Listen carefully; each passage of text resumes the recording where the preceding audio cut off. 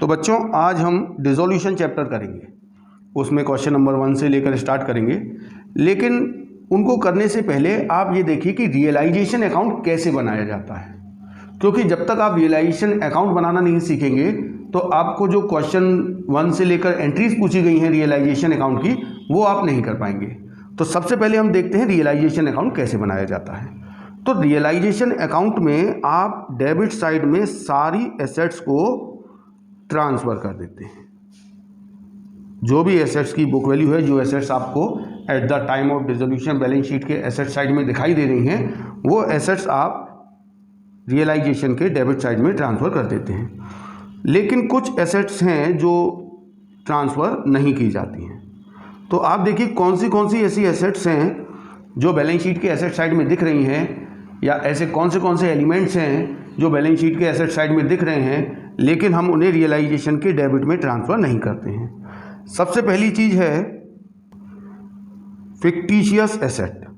जो fictitious assets आपको balance sheet के एसेट साइड में दिखाई दे रही हैं वो आप यहाँ पर ट्रांसफ़र नहीं करेंगे, क्योंकि उनकी कोई रियलाइजेबल वैल्यू नहीं होती है। फिक्टिशियस एसेट्स कौन सी हो सकती हैं, जैसे एडवर्टीजमेंट सस्पेंस है, डेफर्ड रेवेन्यू एक्सपेंडिचर है, प्रिलिमिनरी एक्सपेंडिचर है। ये फिक्टिशियस एसेट है, ये यहाँ पर ट्रांसफ़र नहीं होगी। इसके अलावा कैश और बैंक का बैलेंस भी ट्रांसफ़र नहीं होगा, क्योंकि कैश और बैंक को हमें लिक्विडेट नहीं करना है, क्योंकि कैश और बैंक ऑलरेडी लिक्विड एसेट है। इसके अलावा कभी कभी बैलेंस शीट के एसेट साइड में आपको पार्टनर्स के करंट अकाउंट के बैलेंस भी दिखाई देते हैं। अगर पार्टनर्स के करंट अकाउंट का डेबिट बैलेंस होता है तो वो बैलेंस शीट के एसेट साइड में दिखता है, उसे भी हमें रियलाइजेशन अकाउंट के डेबिट में ट्रांसफ़र नहीं करना है। इसके अलावा लोन टू पार्टनर, अगर फर्म ने किसी पार्टनर को लोन दे रखा है, उस लोन को रियलाइजेशन अकाउंट में रियलाइज़ ना करके पार्टनर से सेपरेटली रियलाइज़ किया जाता है, उसके लिए हम अलग से अकाउंट बनाते हैं। इसके अलावा P&L का डेबिट बैलेंस भी बैलेंस शीट के एसेट साइड में दिखाई देता है, वो भी ट्रांसफ़र नहीं होगा, क्योंकि वो तो लॉस है, उसे पार्टनर्स में डिस्ट्रीब्यूट किया जाना है। तो इस तरीके से आपने देख लिया कौन सी एसेट्स ट्रांसफ़र नहीं होती हैं। इसके अलावा एक और चीज़ ध्यान रखनी है कि ये जो एसेट DR में ट्रांसफ़र की हैं, इन एसेट्स के अगेंस्ट अगर कोई प्रोविज़न या रिजर्व क्रिएट किया हुआ है तो वो हमारा रियलाइजेशन के क्रेडिट में ट्रांसफ़र कर दिया जाता है। प्रोविज़न और रिजर्व, तो PBD और IFR ये एग्जाम्पल है ऐसे प्रोविज़न और रिजर्व का जो कि एसेट के अगेंस्ट बनाए गए हैं, तो वो इन्हें यहाँ पर ट्रांसफ़र कर दिया जाएगा। ये तो हो गई बात एसेट्स की। अब हम सारी लाइबिलिटीज़ को भी यहाँ पर ट्रांसफ़र करेंगे CR में बाय लाइबिलिटीज़, लेकिन आपको केवल एक्सटर्नल लाइबिलिटीज़ को ही रियलाइजेशन अकाउंट में CR में ट्रांसफ़र करना है। तो ऐसी कौन सी लाइबिलिटीज़ हैं जो रियलाइजेशन के CR में ट्रांसफ़र नहीं होंगी, उसके लिए देखिए मैं नोट 2 बना रहा हूँ। देखिए हमें बैलेंस शीट के लाइबिलिटी साइड में कुछ ऐसी चीज़ें दिखाई देती हैं जिन्हें हम रियलाइजेशन में CR में ट्रांसफ़र नहीं करते हैं। अगर P&L का क्रेडिट बैलेंस होगा तो वो आपको बैलेंस शीट के लाइबिलिटी साइड में दिखाई देगा, लेकिन उसे ट्रांसफ़र नहीं किया जाता, उसे पार्टनर्स में डिस्ट्रीब्यूट किया जाता है। इसके अलावा रिजर्व, फ्री रिजर्व जैसे रेवेन्यू रिजर्व है, जनरल रिजर्व है, वो यहाँ पर ट्रांसफ़र नहीं किया जाएगा। IFR तो किया जाता है क्योंकि वो एसेट के अगेंस्ट बनाया गया है, लेकिन जो फ्री रिजर्व है वो ट्रांसफ़र नहीं होगा। इसके अलावा लोन बाय पार्टनर्स, देखिए जो लोन पार्टनर्स ने फॉर्म को दे रखा है वो फॉर्म के लिए लायबिलिटी है, बैलेंस शीट के लायबिलिटी साइड में दिखाई देता है, लेकिन वो भी रियलाइजेशन में क्रेडिट साइड में ट्रांसफ़र नहीं होगा, उसका पेमेंट करने के लिए सेपरेट अकाउंट बनाए जाते हैं। इसके अलावा पार्टनर्स के कैपिटल और करंट अकाउंट के बैलेंस शीट के लायबिलिटी साइड में दिखाई देते हैं, वो भी ट्रांसफ़र नहीं करेंगे। क्यों नहीं करेंगे? क्योंकि वो इंटरनल लायबिलिटी है, हम यहाँ पर केवल एक्सटर्नल लायबिलिटीज़ को ट्रांसफ़र करते हैं। तो पार्टनर्स का कैपिटल और करंट अकाउंट के जो क्रेडिट बैलेंस है वो भी ट्रांसफ़र नहीं किए जाते हैं। तो आप ये समझ गए कि हम कौन सी एसेट्स यहाँ ट्रांसफ़र करेंगे और कौन सी लायबिलिटीज़ यहाँ ट्रांसफ़र करेंगे। अब हमें क्या करना है? अब हमें ये जो एसेट्स हमने यहाँ पर डेबिट साइड में ट्रांसफ़र की हैं उन्हें रियलाइज़ करना है। यहाँ पर एसेट्स को हमें करना है रियलाइज़। तो रियलाइज़ करते समय देखिए दो तरीके हैं, या तो एसेट्स को बेच दिया जाएगा या उसे कोई पार्टनर टेक ओवर कर लेगा। अगर एसेट को बेच दिया जाता है तो बाय कैश के नाम से रियलाइज करेंगे, और अगर कोई पार्टनर टेक ओवर कर लेता है तो बाय पार्टनर्स कैपिटल अकाउंट, जिस पार्टनर ने टेक ओवर किया है उसके नाम से। तो ये दो चीज़ें हैं एसेट्स को रियलाइज करने के लिए। इसके बाद हम बात करते हैं लायबिलिटीज़ के पेमेंट की। जो लायबिलिटीज़ हमने यहाँ पर ट्रांसफ़र की हैं उनका पेमेंट हमें यहाँ करना है। इसके अलावा जो अनरिकॉर्डेड लायबिलिटीज़ हैं उनका भी पेमेंट यहाँ पर किया जाएगा रियलाइजेशन के डीआर से। तो अब यहाँ पर भी दो बातें हैं। अगर फर्म ने लायबिलिटीज़ का पेमेंट किया है तो टू कैश के नाम से, और अगर कोई पार्टनर फर्म की तरफ से लायबिलिटी पे कर देता है तो टू पार्टनर्स कैपिटल के नाम से। यह है payment of liability. And expense, अगर रियलाइजेशन से रिलेटेड कोई एक्सपेंस होता है तो वो भी रियलाइजेशन के डीआर में टू कैश या टू पार्टनर्स कैपिटल के नाम से आएगा। अगर फर्म ने रियलाइजेशन एक्सपेंस पे किया है तो टू कैश के नाम से, और अगर फर्म की तरफ से कोई पार्टनर पे करता है तो टू पार्टनर्स कैपिटल के नाम से। इसके बाद हम रियलाइजेशन के डेबिट और क्रेडिट का डिफरेंस करेंगे, और जो भी डिफरेंस आएगा वो अगर गेन है, मतलब क्रेडिट बैलेंस ज़्यादा है तो वो गेन आएगा, उसे पार्टनर्स में डिस्ट्रीब्यूट कर देंगे, और अगर डेबिट बैलेंस ज़्यादा है क्रेडिट कम है तो वो लॉस होगा, उसे भी पार्टनर्स में डिस्ट्रीब्यूट कर दिया जाएगा। तो दोनों में से एक ही चीज़ आएगी। तो इस तरीके से बनता है रियलाइजेशन अकाउंट। अब देखिए यहीं से आप जर्नल एंट्रीज भी समझ सकते हैं। तो सबसे पहले जैसे एसेट्स को ट्रांसफ़र किया है रियलाइजेशन अकाउंट में, तो इसकी एंट्री क्या होगी, realisation account DR to various assets.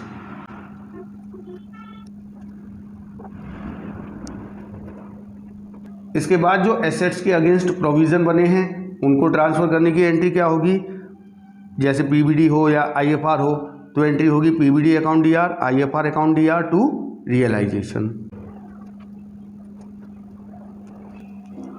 इसके बाद देखिए लायबिलिटीज़ को ट्रांसफ़र करने की क्या एंट्री होगी, liabilities account DR to realisation account. तो देखिए एसेट्स और लायबिलिटीज़ ट्रांसफ़र हो गई। अब हमें अगला काम क्या करना होता है, एसेट्स को रियलाइज़ करना है। अगर कोई एसेट नगद रियलाइज़ हुई है तो इसकी एंट्री होगी cash account DR to realisation account, और अगर किसी एसेट को कोई पार्टनर टेक ओवर करके ले गया है तो उस पार्टनर का कैपिटल अकाउंट डीआर हो जाएगा partners capital account DR to realisation account. अब लायबिलिटीज़ और एक्सपेंस के पेमेंट की बात करते हैं। अगर किसी लायबिलिटी का पेमेंट फर्म की तरफ से कैश में किया गया है तो इसकी एंट्री होगी realisation account DR to cash account, और अगर किसी पार्टनर ने लायबिलिटी का पेमेंट किया है फर्म की तरफ से या रियलाइजेशन एक्सपेंस का पेमेंट किया है फर्म के बिहाफ पर तो उसकी एंट्री होगी realisation account DR to partners capital account. उसके बाद हम रियलाइजेशन के डेबिट क्रेडिट का डिफरेंस करके पता कर लेते हैं गेन हुआ है या लॉस, और वो गेन या लॉस पार्टनर्स में डिस्ट्रीब्यूट कर देते हैं। अगर गेन होगा तो एंट्री होगी realisation account DR to PCA, loss होगा तो एंट्री होगी partners capital account DR to realisation. तो देखिए realisation account DR to PCA gain on realisation, अगर लॉस हुआ है तो एंट्री होगी PCA account DR to realisation. तो देखिए ये सारी जर्नल एंट्री भी मैंने आपको बता दी हैं रियलाइजेशन से रिलेटेड। अब आप रियलाइजेशन अकाउंट भी बना पाएंगे और रियलाइजेशन से रिलेटेड कोई भी जर्नल एंट्री पूछी जाएगी तो वो भी कर पाएंगे। अब हम शुरुआत करते हैं क्वेश्चन नंबर 1 से लेकर। देखिए अब हम क्वेश्चन नंबर 1 करते हैं। हम ये रियलाइजेशन अकाउंट का फॉर्मेट अपने सामने रखते हैं क्योंकि सारी एंट्रीज हम इसी रियलाइजेशन अकाउंट को देखकर बनाएंगे। देखिए एसेट्स की बात करें तो एसेट्स की 2 एंट्री होंगी। पहले एसेट्स की बुक वैल्यू को रियलाइजेशन में डीआर में ट्रांसफ़र किया जाएगा और फिर जब उन्हें रियलाइज़ किया जाएगा। आपको जो क्वेश्चन नंबर 1 से लेकर 17 तक क्वेश्चन दिए हैं वो रियलाइजेशन अकाउंट की जर्नल एंट्रीज पूछी गई हैं। तो आपको एसेट्स या लायबिलिटीज़ के ट्रांसफ़र की एंट्रीज नहीं दिखानी है। आपको ये मान के चलना है कि एसेट्स और लायबिलिटीज़ ऑलरेडी ट्रांसफ़र हो चुकी हैं। आपको एसेट्स के केवल रियलाइजेशन की एंट्री दिखानी है और लायबिलिटीज़ के सेटलमेंट या पेमेंट की एंट्री दिखानी है। तो देखिए हम करेंगे question number 1, land and building जिसकी की बुक वैल्यू है 1,60,000, इसे सेल कर दिया गया है 3 लाख रुपए में through a broker who charge 2% commission on the deal. Generalized the transaction at the time of dissolution of the firm. तो देखिए इस एसेट की बुक वैल्यू है 1,60,000, इसे रियलाइजेशन में डीआर में ट्रांसफर किया जाएगा। इसकी एंट्री होगी realisation account DR to land and building. 1,60,000 इसकी बुक वैल्यू है, इसे हमने ट्रांसफर कर दिया है। इसके बाद इसे बेचा गया है 3 लाख रुपए में, जिसमें 2% कमीशन चला गया। तो हम ये देखेंगे कि लैंड एंड बिल्डिंग से हमें नेट कितना अमाउंट रियलाइज हुआ है। तो देखिए 3 लाख रुपए की लैंड एंड बिल्डिंग बिकी है, जिसमें से 2% कमीशन मतलब 6,000 चला गया। तो कितना नेट अमाउंट रिसीव हुआ है? 2,94,000। इसी से हम रियलाइजेशन की एंट्री करेंगे। तो देखिए रियलाइजेशन यहाँ होता है cash account DR to realisation account. हमें इससे नेट 2,94,000 अमाउंट रिसीव हुआ है। हम रिसीव्ड अमाउंट से ही एंट्री करते हैं। देखिए आप अगर ट्रांसफ़र की एंट्री ना करें तो भी चलेगा, आपसे एक्चुअल में केवल एसेट को रियलाइज करने की एंट्री पूछी जाती है। क्वेश्चन नंबर 2, इसमें ए है पहला, what journal entry will be passed when an unrecorded liability of ₹15,000 is settled at 10,000 and paid bye x a partner on the dissolution of a firm. देखिए liabilities यहाँ transfer की जाती हैं, लेकिन केवल वो लाइबिलिटी जो कि बैलेंस शीट के लाइबिलिटी साइड में दिखाई दे रही हैं, जो रिकॉर्डेड है। अगर अनरिकॉर्डेड है तो वो यहाँ पर ट्रांसफ़र नहीं होगी। लेकिन हम यहाँ पर लाइबिलिटीज़ का पेमेंट करते हैं। अगर फर्म ने पे किया है तो टू कैश, अगर कोई पार्टनर पे करता है तो टू पार्टनर्स कैपिटल अकाउंट। अब यहाँ पर हम कौन सी लाइबिलिटीज़ का पेमेंट करते हैं? केवल रिकॉर्डेड लाइबिलिटी का ही नहीं, चाहे वो अनरिकॉर्डेड हो तो भी हम उसका पेमेंट करते हैं। तो हम पेमेंट की एंट्री यहाँ पर हमें बतानी है। अनरिकॉर्डेड लाइबिलिटी है जिसका कि सेटलमेंट हुआ है 10,000 रुपये देकर, तो यहीं से होगी एंट्री। लेकिन टू कैश ना करके टू एक्सिस कैपिटल अकाउंट किया जाएगा, क्योंकि इस लाइबिलिटी का पेमेंट फर्म की तरफ से एक्स ने किया है। तो एंट्री होगी realisation account DR to X's capital account. देखिए लाइबिलिटी जो है वो 15,000 की है, लेकिन सेटलमेंट 10,000 में हुआ है, तो केवल 10,000 से ही एंट्री की जाएगी। सेकंड का बी है, what journal entry will be pass when a machine having a book value of 15,000 is given to Rakesh a creditor of 22,000 at an agreed valuation of 12,000। देखिए यहाँ पर हमारी एक मशीन है 15,000 रुपये की, उसे हमने एक क्रेडिटर राकेश को दे दिया और उसने इसको कितने में वैल्यू किया है? 12,000 रुपये में। इसका मतलब जो एसेट है वो लाइबिलिटी के साथ सेटल हो गई है।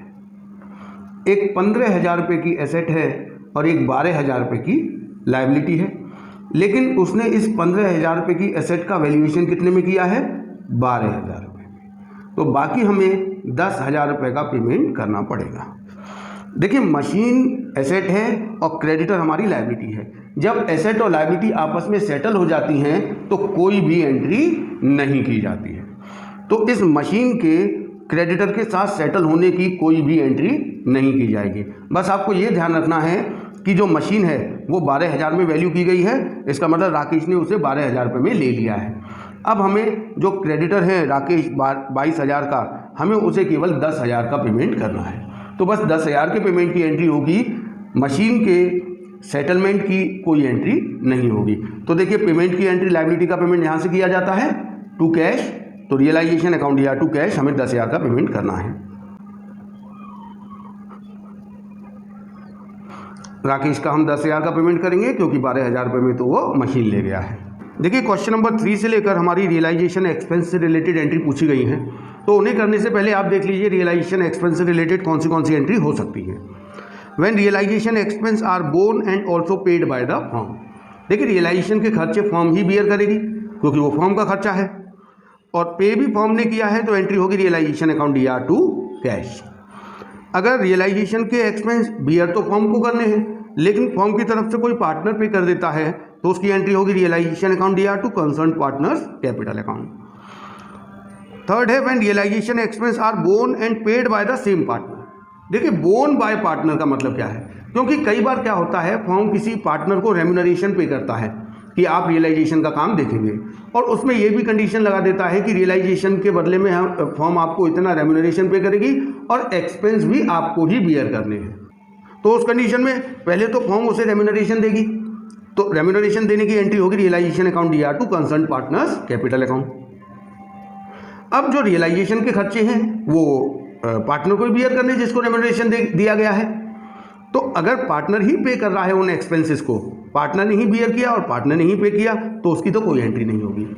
लेकिन अगर पार्टनर को बियर तो करने हैं क्योंकि फर्म ने उसे रेम्यूनरेशन पे किया है, तो एक्सपेंस तो पार्टनर को बियर करने हैं, लेकिन पार्टनर के पास पैसे नहीं है तो उसकी तरफ से फर्म ने पे कर दिया है उसका रियलाइजेशन एक्सपेंस, तो ये रियलाइजेशन के पैसे पार्टनर के कैपिटल अकाउंट में से काट लिए जाएंगे। तो एंट्री होगी concern partners capital account DR to cash या bank. Question number 3, expense of realisation 600 but paid by Mohan a partner. देखिए रियलाइजेशन एक्सपेंस पे करना हो, पेमेंट की यहाँ से एंट्री होती है टू कैश से अगर फर्म ने पे किया है, लेकिन अगर फर्म की तरफ से कोई पार्टनर पेमेंट कर देता है तो टू पार्टनर्स कैपिटल अकाउंट, चाहे लायबिलिटी का पेमेंट हो या एक्सपेंस का पेमेंट हो।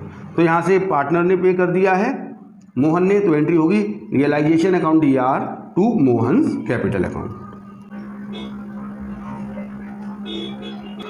तो देखिए 600 रुपये का एक्सपेंस है जो कि फर्म की तरफ से मोहन ने पे कर दिया है। सेकंड है Mohan one of the partner of the firm was asked to look into the dissolution of the firm for which he was allowed a commission of 2000। देखिए फर्म ने मोहन को अपॉइंट किया है रियलाइजेशन के काम के लिए, तो फर्म ने उसे रेम्यूनरेशन पे की है तो उसकी भी एंट्री DR से ही होगी, realisation account DR to Mohan's capital account. तो देखिए मोहन को 2000 रुपये रेम्यूनरेशन दी गई है, ये फर्म के लिए एक्सपेंस है तो रियलाइजेशन के DR में ही आएगा।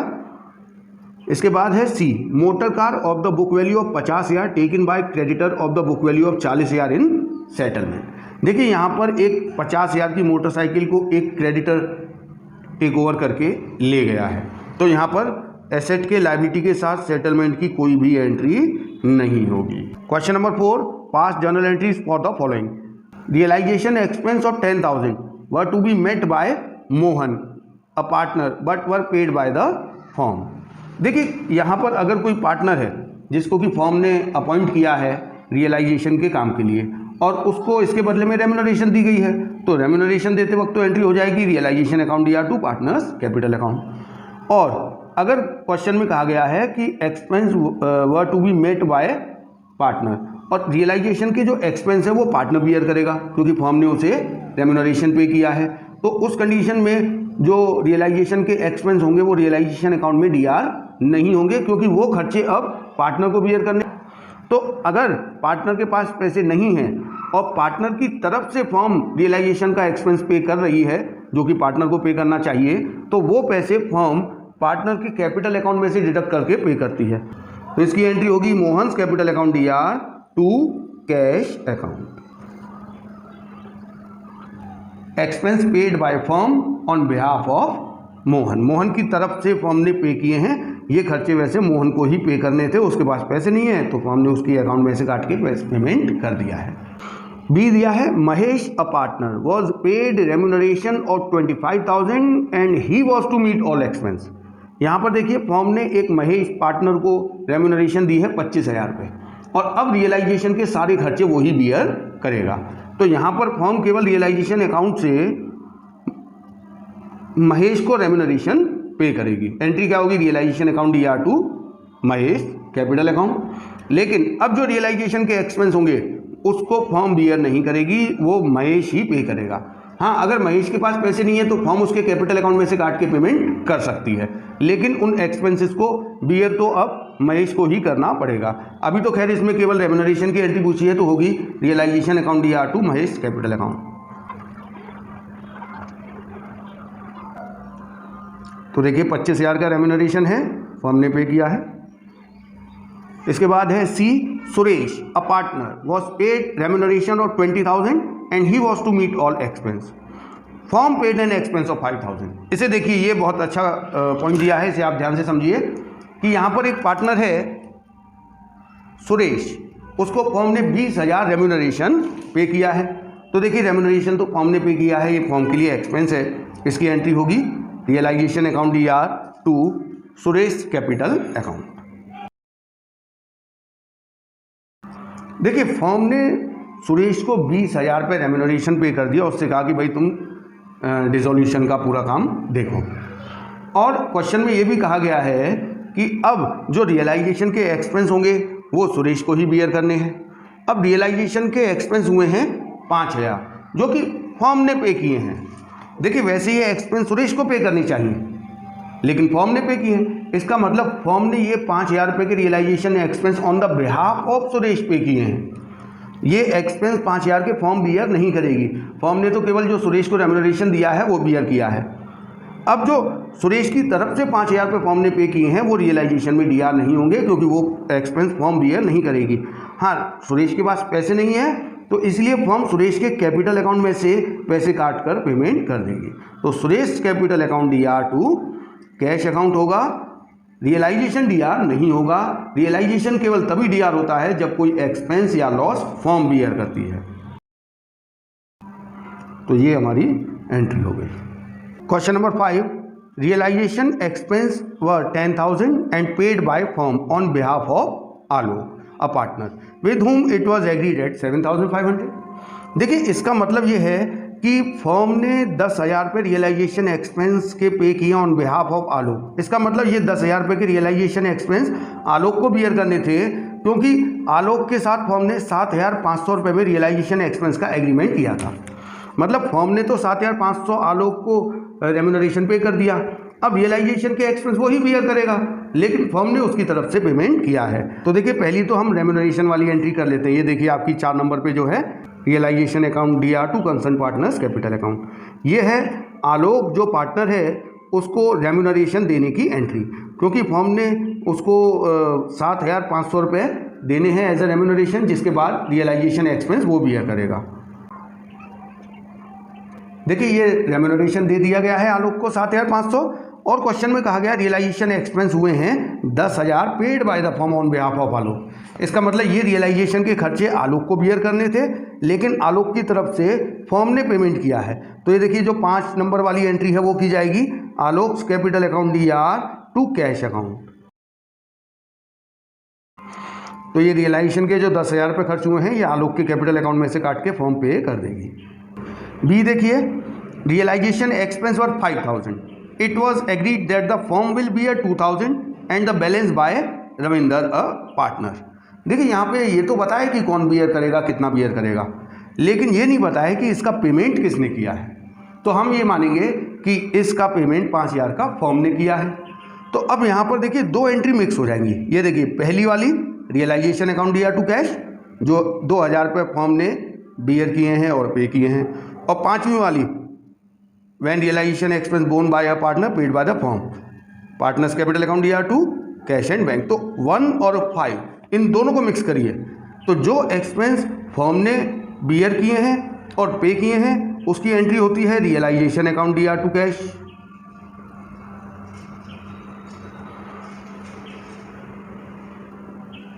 और वो एक्सपेंस जो कि पार्टनर ने बियर किए हैं लेकिन फर्म ने पे किए हैं उसकी एंट्री होती है partners capital account DR to cash.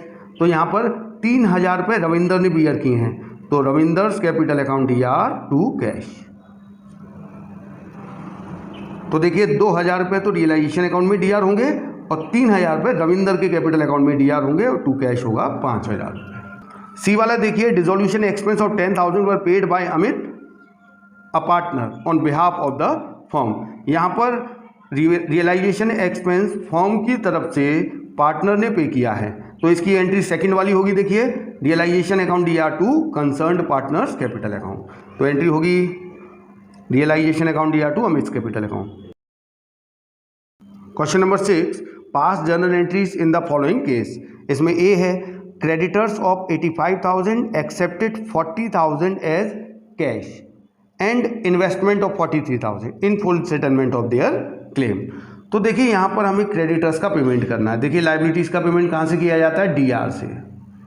तो यहाँ पर क्रेडिटर्स का 40,000 का पेमेंट किया है, टू कैश में आएगा क्योंकि फर्म ने कैश पे किया, तो इसकी एंट्री होगी realisation account DR to cash account.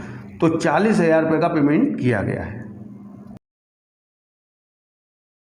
और 43,000 के इन्वेस्टमेंट को क्रेडिटर्स ने टेक ओवर किया है सेटलमेंट में।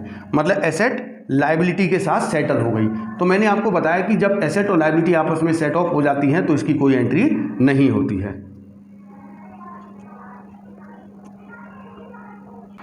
No entry for settlement of liabilities with assets. B वाला देखिए, creditors were 16,000 and they accepted machinery valued at 18,000 in full settlement. यहाँ भी देखिए कोई एंट्री नहीं होगी क्योंकि क्रेडिटर्स का सेटलमेंट मशीनरी के साथ हो गया है। अब हमें यहाँ ये नहीं देखना है कि मशीनरी की बुक वैल्यू 18,000 है, क्रेडिटर्स 16,000 के हैं, इससे कोई मतलब नहीं है। एसेट और लायबिलिटी अगर सेटल हो जाएगी तो इसकी आपको कोई भी एंट्री नहीं करनी है। सी वाला देखते हैं, creditors were 90,000, they accepted building valued at 1,20,000 and paid the cash to the firm 30,000। देखिए यहाँ पर क्रेडिटर्स बिल्डिंग के साथ सेटल हो गए, लेकिन वहाँ पर एक्सेस अमाउंट फर्म को मिल रहा है 30,000, क्योंकि बिल्डिंग की वैल्यू ज़्यादा थी और क्रेडिटर्स कम थे। तो देखिए कैश जब मिलेगा तो एंट्री क्रेडिट साइड में होगी बाय कैश से, क्योंकि कैश आ रहा है, तो एंट्री होगी cash account DAR to realisation account. तो देखिए जो 30,000 रुपये मिले हैं cash account DAR to realisation में आ जाए।